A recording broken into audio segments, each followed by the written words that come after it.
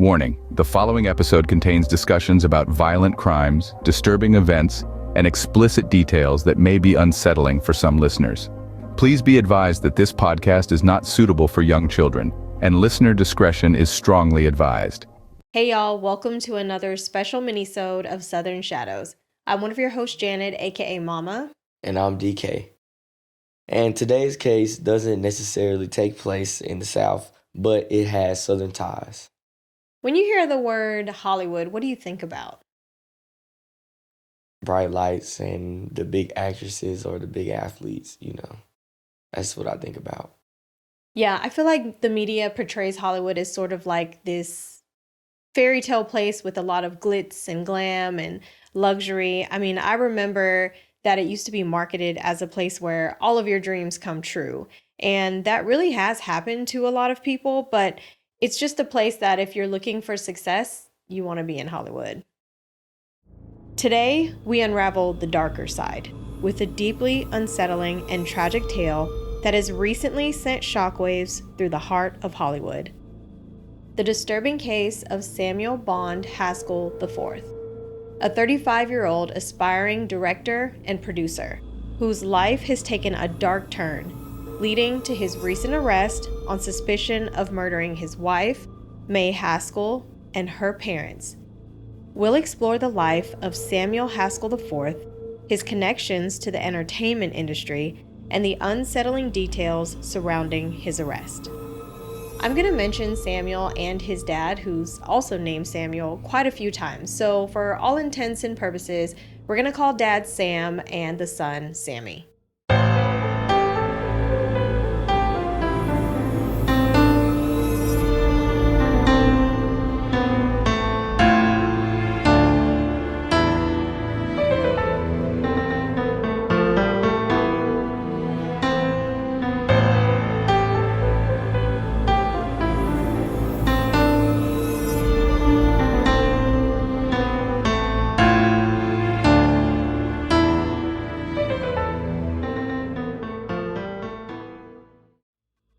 Sammy is the son of renowned Hollywood executive Sam Haskell III, whose roots stretch back to Mississippi and is known for his Emmy-winning contributions and presidency at Magnolia Hill Productions.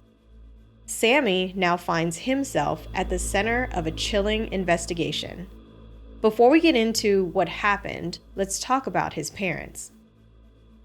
Sam Haskell III is originally from Amory, Mississippi, which today has a population of about 6,500. He is a 1977 graduate of the University of Mississippi, or Ole Miss as we affectionately refer to it here in the South, where he met his college sweetheart, Mary Donnelly Haskell. More about her later. From his biography on Premier Speakers Bureau, he is the former executive vice president and worldwide head of television for the William Morris Agency, a well-known talent and literary agency. His career began in the fall of 1978 when he moved to Los Angeles to work for the agency. He was promoted to agent in the TV variety department, where he packaged specials starring Lily Tomlin, Linda Carter, Debbie Allen, David Frost, and Diana Ross. In 1990, he became the agency's youngest senior vice president, and in 1994, he was elevated to the position of West Coast head of television. In 1997, he was named executive vice president and a member of the WMA board of directors.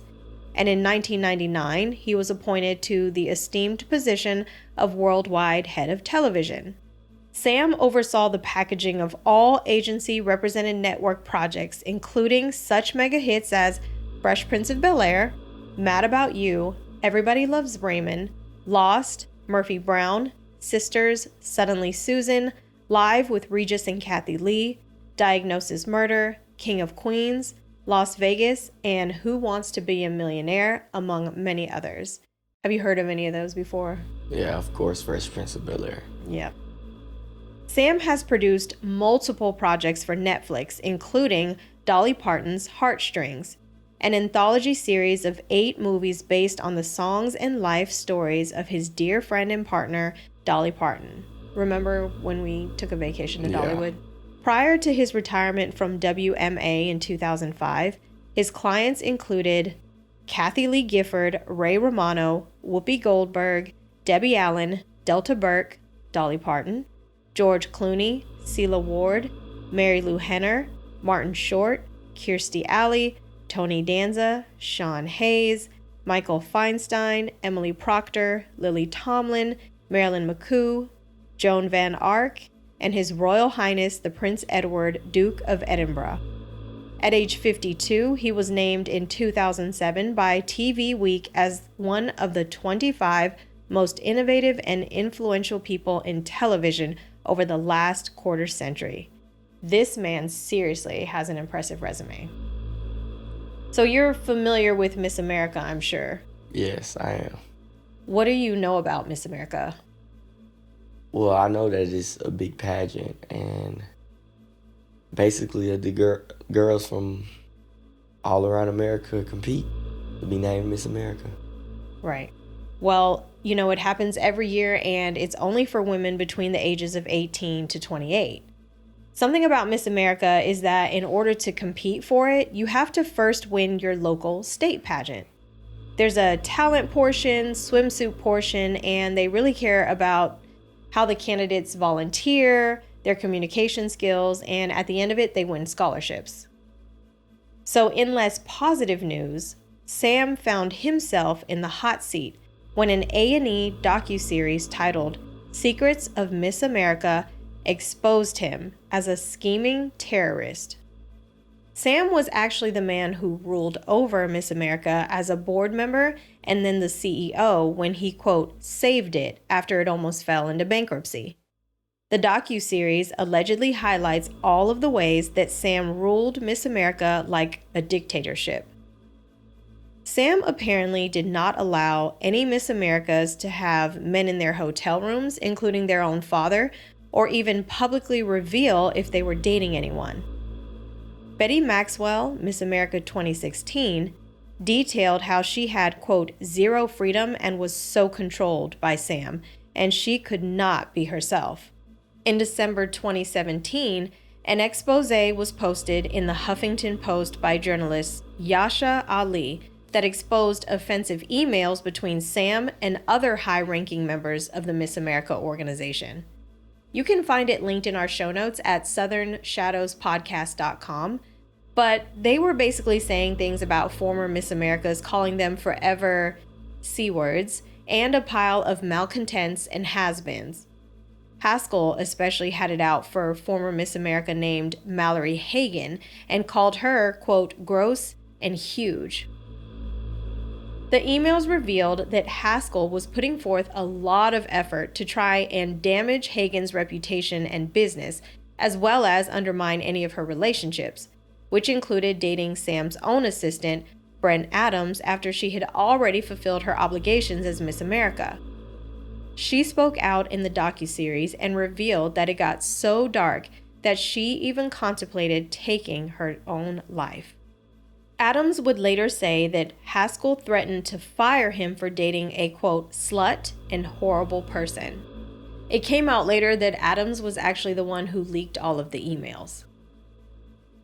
In his response, Sam called the report, quote, dishonest, deceptive, and despicable, but he never actually said that they were false. As a result of all this negative press, Miss America was dropped from Dick Clark Productions, and Sam and other executives officially stepped down from the Miss America organization.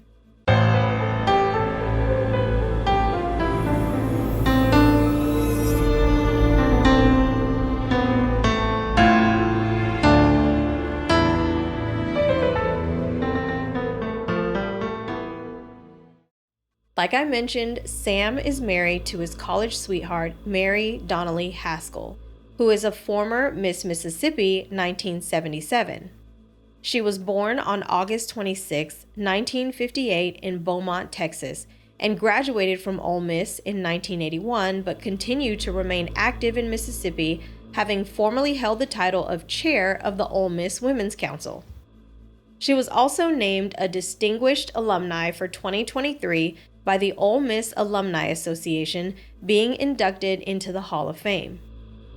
Mary is a singer and actress who built her career in television and theater, starring in productions like Annie Get Your Gun, Barnum, Seven Brides for Seven Brothers, as well as Seventh Heaven, Saved by the Bell Wedding Las Vegas, and Seduced by Madness, the Diane Borchardt story. She's been married to Sam since December 28, 1982.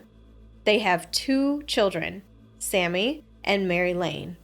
They also have 3 grandchildren, Samuel Haskell V, James Donnelly Haskell, and William Kirkpatrick Haskell II. These are all the children of Sam and May.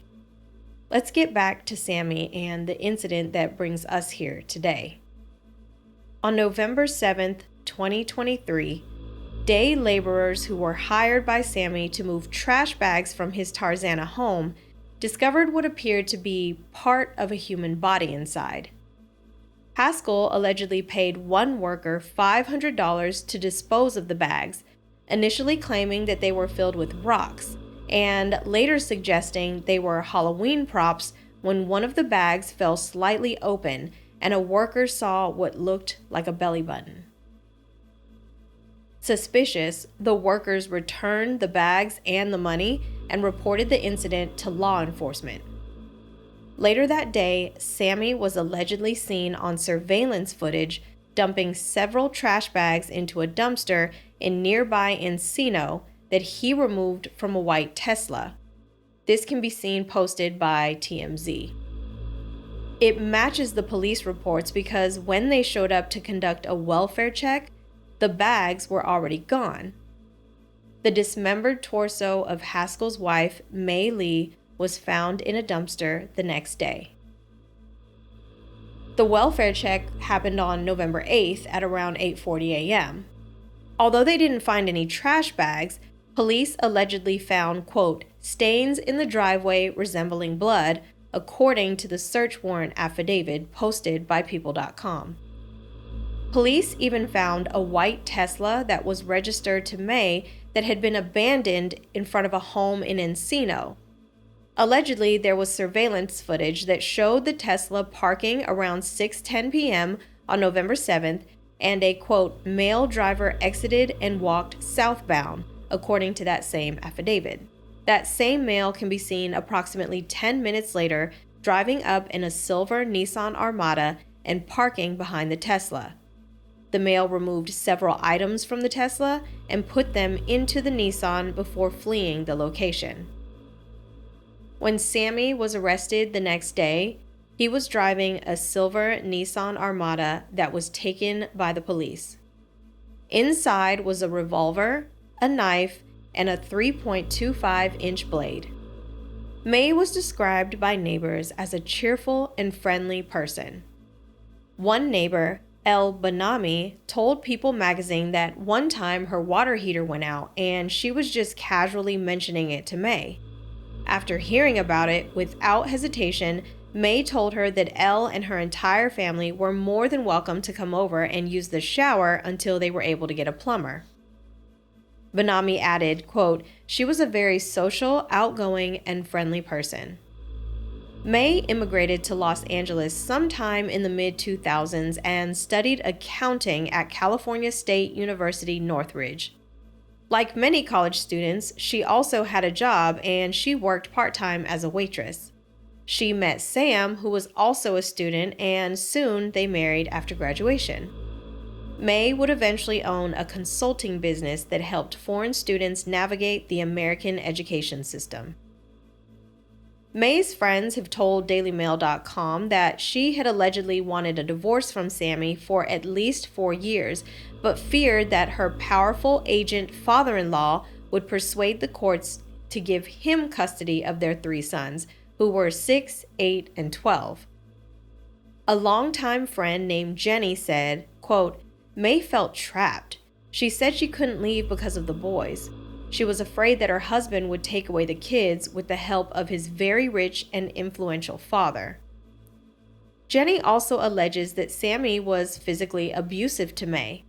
When the couple started having children, May's parents moved from China into their home to help take care of the 3 young boys, and Sammy was rude to them, or he just ignored them altogether, making little effort to interact because they couldn't speak English. Other friends described Sammy as weird. Even his personal trainer, who he met 15 years ago, described Sammy as, quote, a bit off and very troubled. Friends have continued to comment on the couple's relationship, saying that May loved hosting parties at their home and Sammy would only make brief appearances. One friend said, quote, he would just stand by himself somewhere, looking down or looking away. Everyone who met him thought he was creepy. On December 8th, 2023, Sammy made his first court appearance and it was bizarre. He's shirtless because apparently he was dressed in some sort of anti-suicide attire that kept sliding off. So before they actually walked into the courtroom, they just decided to pull it down completely, exposing his chest. This definitely goes against normal courtroom decorum. Wait, so they put him in a anti-suicide shirt, like a straitjacket or something? Yeah, the only difference is his arms aren't, necessarily bound. He could still move them around. It's a normal shirt, but the anti-suicide part is that it doesn't have like any drawstrings or, anything that he could potentially use to hurt himself. After he got caught, he must have been pleading like he was about to kill himself.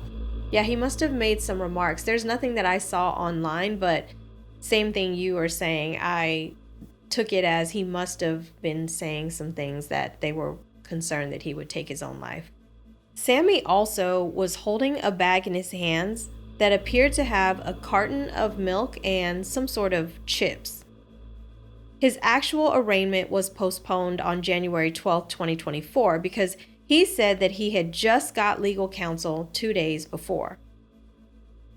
Sammy was held without bail while he waited to make his next appearance, and on January 12th, he pleaded not guilty to the charge of 3 counts of murder for his wife and his in-laws. In his second court appearance, he was again dressed in a special jail shirt designed to prevent suicides, and it fell off or was removed during the arraignment, leaving him shirtless. Sammy is still being held without bail while he awaits a preliminary hearing on February 16th, where he faces a potential life sentence. The bodies of his in-laws still have not been recovered, and the couple's children are now living with relatives on his side of the family. So that's the strange case of Samuel Haskell IV. Do you have any final thoughts? I always hear people say that Hollywood can change a person, or don't get too caught up in Hollywood because it can make people do some weird stuff. This is evidence that people can change, or people can do some weird stuff when they have power. Absolutely. Or maybe when he realized he didn't have as much success as his dad did, being as big as he was, maybe that kind of just set him off and led him to do some crazy things. Yeah, exactly. And I think this goes to show that even though you could have everything, like you grew up in a successful household, both of your parents are college graduates, they both have really amazing careers. And I also saw online, I think his sister is also a singer as well. There's like a picture of the mom and the sister together, and I think they've performed together. And you don't see a lot, I didn't see a lot that mentioned Sam. So it just goes to show you that you could, on the outside looking in, have everything, come from a really great family, or what we deem as a successful family, and you could really have some messed up things going on. So again, he is innocent until proven guilty, but there is a lot of evidence out there that points to him. We'd love to hear your thoughts on today's mini episode. Please feel free to leave us a comment down below. Don't forget to like, subscribe, and share. See you in the shadows.